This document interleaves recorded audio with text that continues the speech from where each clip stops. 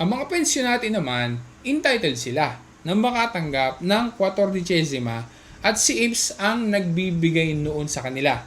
By July 1, dapat ay kasama ang 14th-month pay sa Cedolino della Pensione. Pero dapat na maging malinaw na hindi din lahat ng mga pensyonati ay entitled sa 14ª. Mayroong qualifications para diyan, specifically age at saka yung annual income.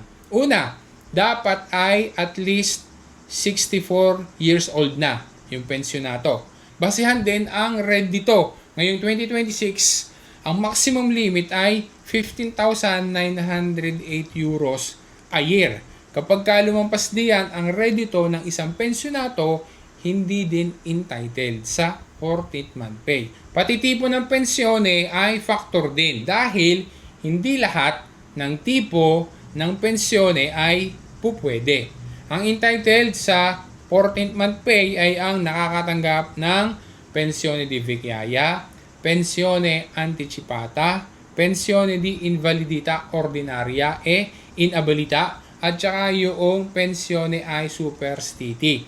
Hindi naman entitled sa 14ª ang mga recipient ng tipo ng pensione kagaya ng pensione di invalidità civile, pensione sociale o yung tinatawag ngayon na assegno sociale, pati yung pensione di rendita inail at saka yung pensione di guerra. Hindi rin entitled na makatanggap ng 14ª.